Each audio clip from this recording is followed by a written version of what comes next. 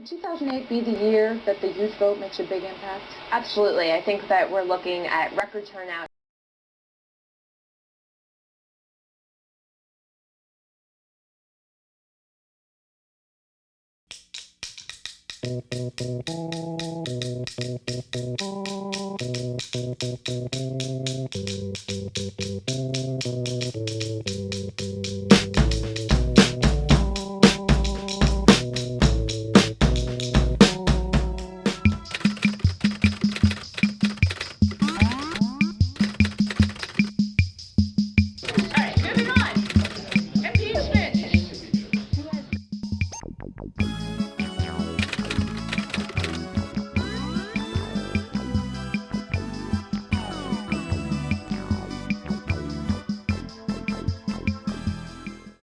Hi, Anne. Thanks so much for taking the time to talk to us about your internship.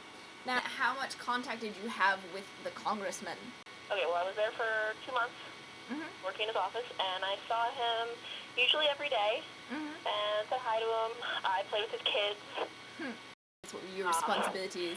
Most of the day I helped the legislative assistants out a lot. I talked to a lot of constituents. People would call in and complain usually, or say they wanted him to vote for a bill. Was it a worthwhile experience? It was really fun, and the people in the office were great, and I liked going to work every day. I mean, there was never really a day I didn't want to go to work. I had a staff badge, so I could run around under the tunnels of the Capitol. Has having an internship changed your view of the political system at all? Yeah, I understand more now why things take forever. It's a really long system of checks and balances. Were most of the people working in the office, were they younger or older? Was it a mix? My office was really young because I do have a young congressman. I think the oldest person in the office was his chief of staff, who was I think 28. Any empowering words? I don't know. I think it's good to get involved in it because it's really interesting and worthwhile to see how everything works. And I know everyone down there really likes when young people do come down again. And I really think it's the young people who can make a difference. So you should definitely get involved. It's an exciting world. Woo! Cool. Thank you, Anne.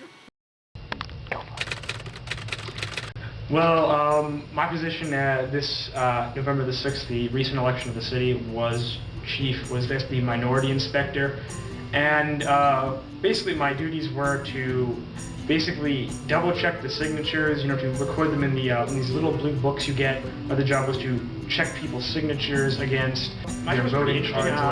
A lot of times with the new touchscreen voting machines, a lot of people had a lot of trouble with them because I guess people wouldn't finish them, or there was a little delay on the last screen, so people would, you're walking in and go, lights would flash and everything would be shooting everywhere, and noise would be a thing, and people would start getting really freaked out because most of the people who were voting are usually 60 or older.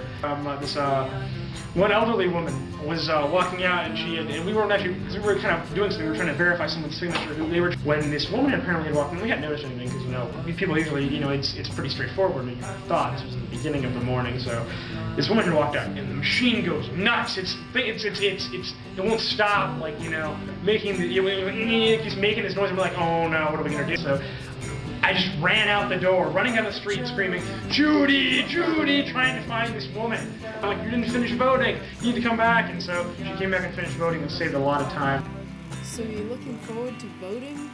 Yes, I am actually really looking forward to voting. It's interesting to really see, the political process in action. See the people come in and vote. You know what I mean? And it's pretty amazing. You don't think about it. You know what I mean? But it's such a quintessential part of our American lifestyle. You know what I mean? That voting, is something that's genuinely American. Here is a study done by the Fabriosa McLaughlin group, an associates group, and it says the most important issue, first choice, between ages 18 and 34, traditional family values 11% and abortion 11% are the highest. I think right now it's not going to be traditional values per se that drives the election. I think we need to take the issue of a national defense and fight our war against Islamic terrorism, securing our borders. I think that's going to resonate with young people. I think the issue of terrorism is going to resonates with every American, but definitely with young people, because they are the 9/11 generation. So we remember 9/11 vividly. They want to see what candidate is going to keep us safe.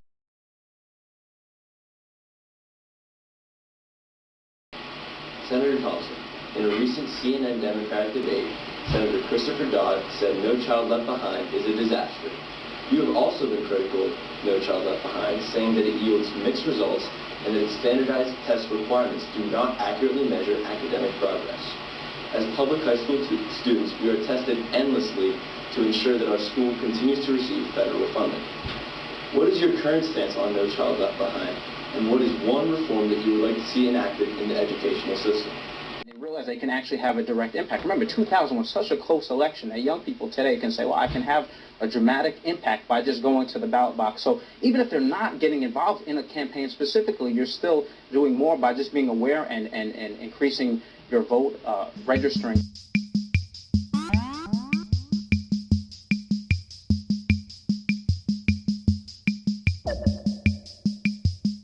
People at the voting booth didn't believe that I was over the age of 12, so they gave me a hard time and asked me for my ID like 15 times, and then kept coming over to make sure I knew how to work the booth, and then they knew who I was voting for.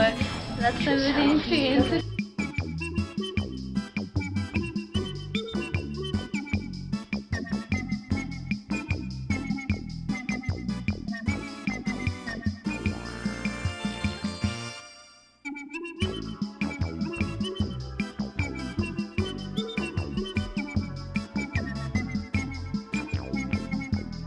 Judy!